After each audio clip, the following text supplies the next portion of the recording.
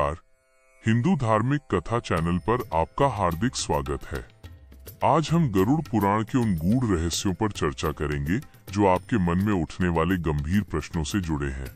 मोक्ष से वंचित जीव कौन है? जानबूझकर जीव हत्या का क्या परिणाम होता है और अच्छे ज्ञान को बांटने वाले को क्या फल मिलता है? इन सभी पर भगवान विष्णु के दिव्य उपदेशों को जानेंगे। हिंदू धार्मिक कथा चैनल को सब्सक्राइब करके ज्ञान के इस महासागर से जुड़े रहें। तो आइए सीधे जानकारी की ओर बढ़ते हैं। गरुड़ पुराण के अनुसार मृत्यु के बाद की गहन जानकारी। 1. किस जीव आत्मा को मोक्ष कभी नहीं मिलता? गरुड़ पुराण में मोक्ष, जन्म मरण के बंधन से पूर्ण मुक्ति न मिलने के कई कारण बताए गए हैं। मोक्ष उन्हें नहीं मिलता जो मोह, लोभ और अहंकार के बंधन में फंसे रहते हैं।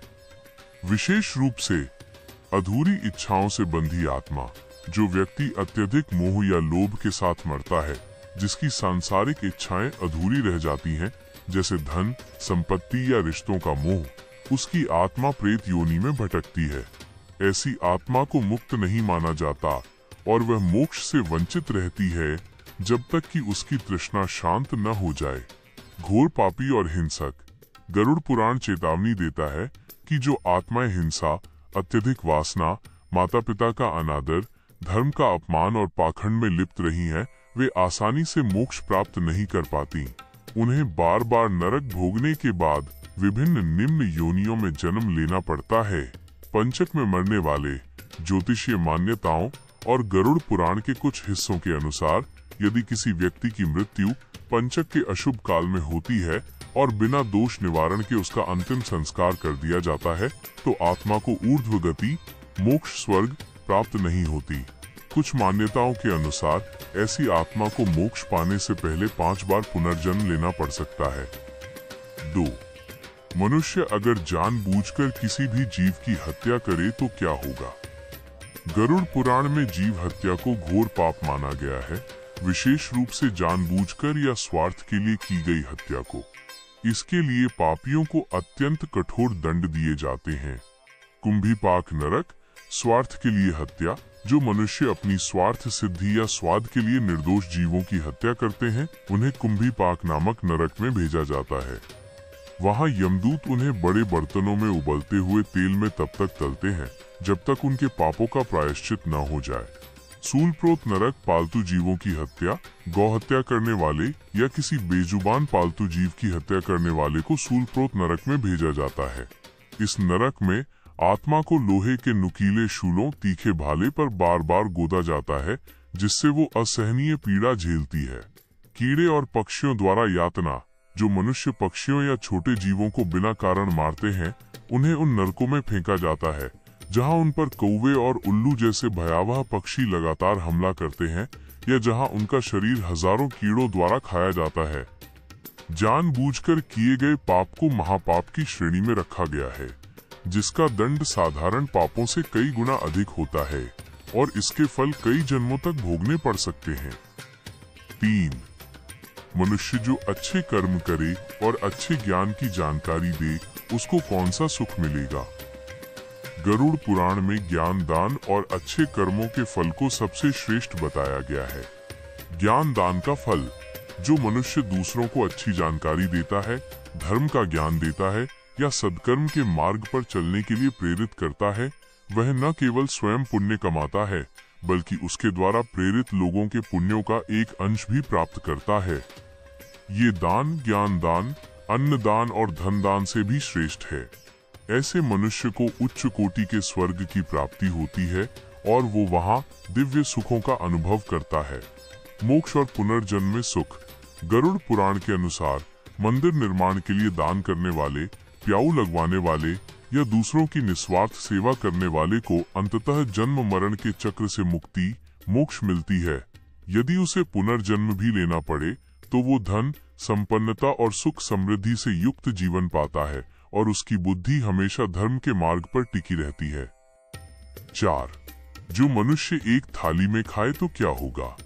गरुड़ पुराण में भोजन के नियमों और किनके घर खाना चाहिए, नहीं खाना चाहिए, इसका विस्तार से उल्लेख है। एक थाली में भोजन। गरुड़ पुराण के अनुसार पति पत्नी या घनिष्ठ मित्र अगर एक ही थाली में भोजन करते हैं तो ये प्रेम और आत्मीयता को बढ़ाता है और इसे शुभ माना जाता है। इससे दोनों के बीच तालमेल और भाग्य का सहयोग बढ़ता है। हालांकि ये भी बताया गया है कि किन लोगों के घर या थाली में भोजन नहीं करना चाहिए। अपराधी चोर या अपराधी व्यक्ति के घर भोजन करने से व्यक्ति उसके पापों का भागीदार बन सकता है और उसकी बुद्धि दूषित हो सकती है, क्योंकि वह अन्न पाप की कमाई से खरीदा गया होता है। क्रोधी व्यक्ति के घर भोजन नहीं करना चाहिए, क्योंकि जैसा अन्न होता है वैसा ही मन हो जाता है। क्रोधी के अन्न से आपके मन में भी क्रोध और दुर्गुण आ सकते हैं। अत्याचारी राजा रिश्वतखोर, जो अत्याचारी हो या रिश्वत से धन कमाता हो, उसके घर भोजन करने से व्यक्ति पाप का भागीदार बनता है। 5. गरुड़ पुराण के मुताबिक 36 नरक जगह जहां बुरी आत्मा को रखा जाता है।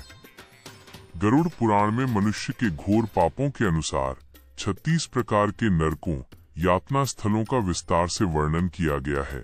ये 36 नरक बुरी आत्माओं को उनके कर्मों के अनुसार कठोर दंड देने के लिए बनाए गए हैं। कुछ प्रमुख नरक और उनका दंड इस प्रकार है।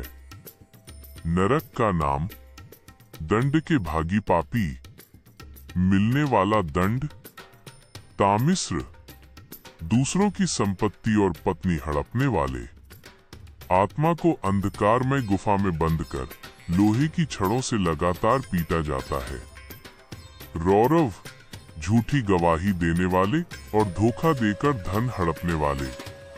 इस नरक में उन्हें ईख की तरह पेरा जाता है या सांपों से भरे कुएं में धकेला जाता है।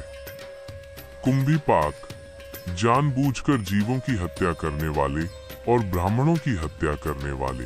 पापी को बड़े बर्तन में खौलते हुए तेल में तब तक तला जाता है जब तक कि पाप समाप्त न हो जाए। काल सूत्रम, माता पिता या बड़ों का सम्मान न करने वाले। इन पापियों को नरक की अग्नि में तब तक डुबोया जाता है जब तक उनकी खाल न निकल जाए। महावीची, गौ हत्या, गाय का वध करने वाले। रक्त से भरे स्थान में फेंक दिया जाता है जहां वज्र के समान तीखे कांटे आत्मा को बींधते हैं। अवीची, झूठी कसम खाने या झूठी गवाही देने वाले। उन्हें ऊंचाई से आग में फेंक दिया जाता है और वे सतह पर पहुंचने से पहले ही राख हो जाते हैं। शूल प्रोत, निरीह पालतू जीवों की हत्या करने वाले। आत्मा को लोहे के तीखे शूलों पर बार बार गोदा जाता है। वैतरणी, दान धर्म न करने वाले और घोर पापी। आत्मा को रक्त, मवाद और मल से भरी नदी में फेंक दिया जाता है जहां हिंसक जीव उसे नोचते हैं। गरुड़ पुराण का ये ज्ञान हमें सद्कर्म करने और धर्म के मार्ग पर चलने की प्रेरणा देता है। ज्ञान के ऐसे ही अद्भुत रहस्यों को जानने के लिए हिंदू धार्मिक कथा चैनल को सब्सक्राइब अवश्य